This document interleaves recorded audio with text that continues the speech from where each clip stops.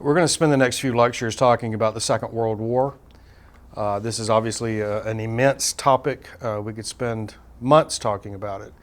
So for a history survey class like this one, the key is to try to figure out what to include and what not to include. So I think, and I do this differently with each class. I don't think I've ever taught the same lecture exactly twice. I think what we'll do first is make some introductory comments about the war, give you some larger context. And then we're going to look at, just briefly, a cursory look at the various leadership groups of the great powers involved in the war. We'll look at key decisions. I think I've got 10 listed, 10 key decisions that sort of are decisive moments in the war, pushing the war to one direction or another. We're going to look at decisive battles. We will examine Hitler's diplomacy. We'll have to look at the Holocaust. And then we'll finish up with Hiroshima and the United States bombing of Japanese cities in 1945. So, as an introduction, I'm going to give you some terms so that you'll understand what we're talking about as we go forward. First of all, the Second World War is not one war. It's a large series of wars, distinctly different in different parts of the world. They all get lumped together under this title of World War II. I will refer to two theaters of war, a European theater, in which case the Allies are at war with Nazi Germany and Adolf Hitler, and I will also refer to the Pacific theater, where the Allies are at war with Imperial Japan. A couple of other categories that might be useful to you. Historians sometimes refer to the status quo powers and the revisionist powers when they talk about World War II. Status quo powers are those who are happy with things as they are. I'm going to give you 5 of them, and we're only going to talk about the great powers. We don't have time to go into each nation's position on the various issues. The United States is a status quo power. It's not looking for war. It's not looking to change territorial boundaries.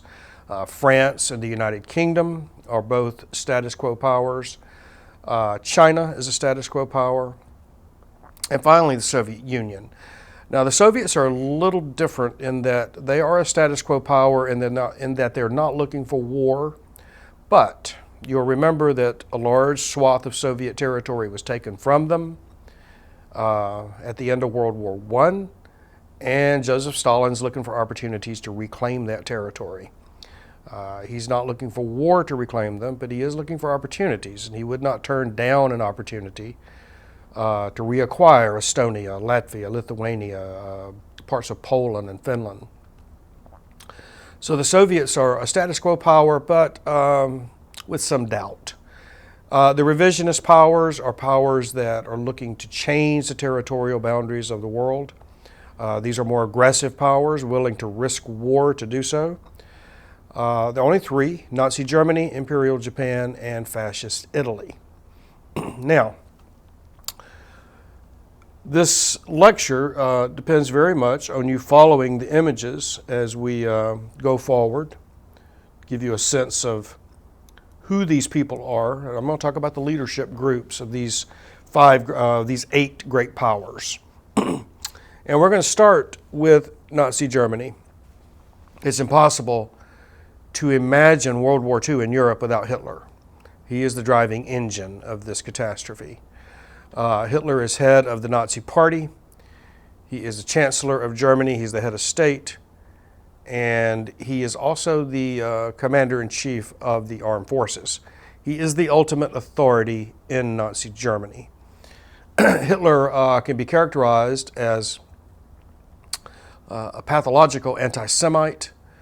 It's not unusual for people to have prejudices, to have resentments against other ethnic groups, perhaps, but Hitler's goes way beyond the run-of-the-mill prejudice. His anti-Semitism is going to lead Germany into the Holocaust, whereby systematically the Jews of Europe are going to be rounded up, shipped to camps, worked to death, and those that aren't worked to death, systematically murdered. Hitler is also, as far as his personal life, I'm not going to spend much time with this, but I'll just mention that he's mostly a teetotaler. He doesn't drink. I don't think anybody ever saw him have more than one beer in a setting, and that was rare. He is essentially a propagandist. His greatest skill lies in mobilizing people. And let's convince it. Let's admit it. Anyone who can convince millions of ordinary people, just like you and your families and your friends, to go to war against virtually everyone, while at the same time systematically murdering innocent men, women, and children, is a very dangerous fellow. What makes Hitler so dangerous? Probably two characteristics. First, his determination, absolutely fixated on certain goals and willing to put his head through a wall to achieve them. This great determination is then complemented by his oratory skills. He is one of those figures, and they're rare, but he is one of those figures who can move people with the spoken word. We'll talk more about Hitler as we go forward. I'm not going to spend more time with him now, but I wanted to give you a brief introduction to him. A couple of other figures from the Nazi leadership that I want to introduce to you now. The Deputy Führer, the second in command behind Hitler, is Hermann Goening. Goering is a war hero from the First World War, and he's quite famous. Everybody in Germany knows Goering. He joins the Nazi Party in the mid-20s, and he spends the rest of his life serving Hitler and the Nazis. It's a big deal when Goering joins the party. He is, like I said, he's quite well known. He moves in elite circles. He can open doors for Hitler to people who can loan money or donate money to the party. He can open doors for Hitler in elite society that Hitler otherwise would not have had access to. Goering will also serve as chief of the Luftwaffe of the German Air Force during the Second World War. And of course, at the end of the war, we find Hermann Goering surrendering to the Allies in the West, the Western Allies, the United States, and the British. He has in his mind the fantasy that he's going to be treated as a head of state, since he is the Deputy Führer and Hitler is dead now. Of course, he is not. He's charged with war crimes. He's put on trial at Nuremberg, and again, you can look at the photographs of him here. The evening before he is to be hung for war crimes, he manages to smuggle in cyanide, and he takes it and kills himself. I believe his ashes are dumped over the wall of the prison there. The second figure, second Nazi leader that I want to, or the third rather, after Hitler, that I want to highlight is Dr. Goebbels. This is Joseph Goebbels. He is the Minister of Propaganda for Nazi Germany. Like Goering, he joins the Nazi Party in the 1920s and devotes the rest of his life to serving Hitler. He's supposed to be, by all accounts, the second best speaker in Germany after Hitler. You see a picture here of his family. It looks like an ideal German family. See Dr. Goebbels on the lower right. His wife, Magda, kind of center here. She's more or less what I guess we would call the first lady of Nazi Germany. Hitler, of course, is unmarried. If Hitler will marry the last day of his life and then promptly commit suicide with his wife. But I think it's fair to say that Hitler was married to Germany. Frau Goebbels is very close to Hitler. These children, you see 6 kids here. The young officer at the top of the photograph, I'm not sure who he is. But you see the 6 small children, they refer to Hitler as Uncle Adolf. This is sort of Hitler's extended unofficial family, I guess you could say.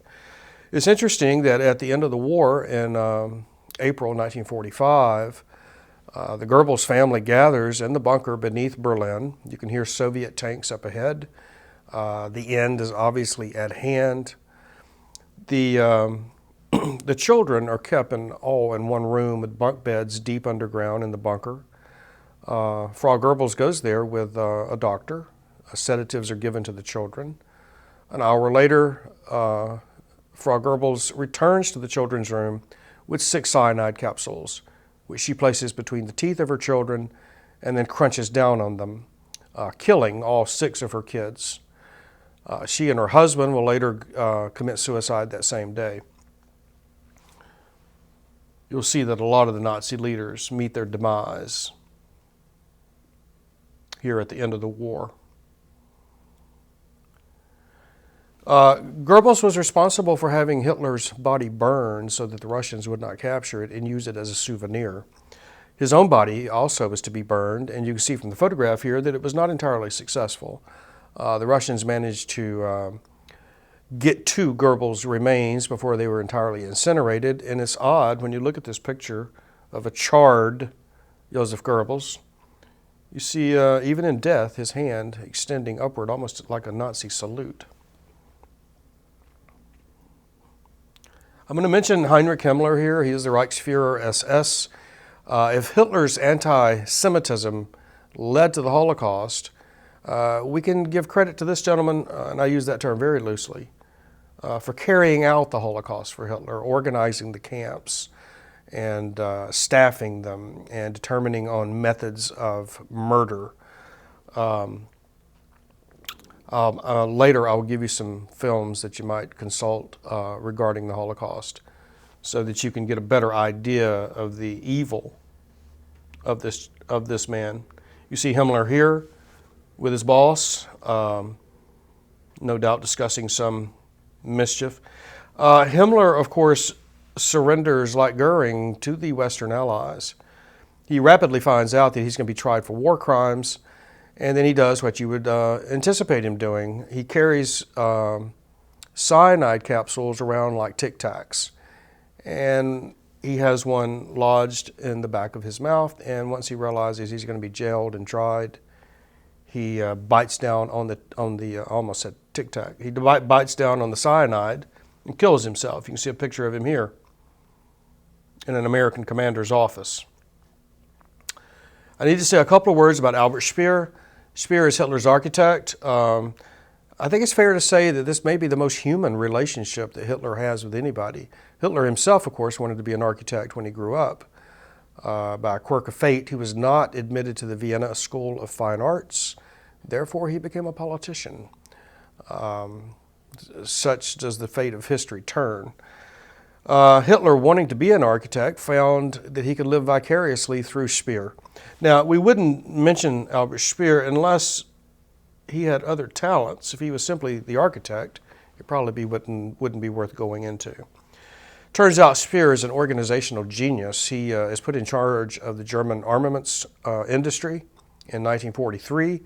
I've heard some historians accuse Speer of prolonging the war. He took German armaments underground to protect them from Allied bombing.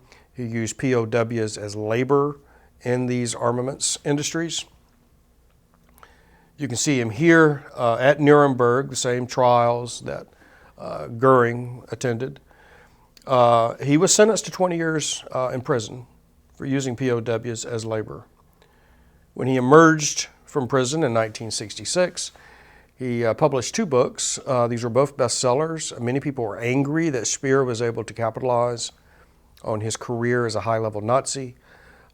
These books are both very interesting. The first is Inside the Third Reich. The second is simply called the Potsdam Diaries. Potsdam is the prison that he was kept in. If you want to get to know the Nazi leadership up close and personal, Albert Speer's book, Inside the Third Reich, is a good place to start. Speer moved in very elite circles and knew everybody, and he does not spare them in his characterizations. The last Nazi figure I'm going to mention to you, you see a picture of him here. This is General Guderian, Heinz Guderian. I mention him because he is one of those young officers after the First World War that's going to begin to contemplate the next war. He fought in the Western Front. He saw the trench warfare, and he is devising new ways to use armor, ways to avoid the trench systems. We, of course, call this blitzkrieg, whereby armor is combined with close support aircraft, fast-moving artillery and infantry, and we'll go into the blitzkrieg idea as we go forward. Thank you.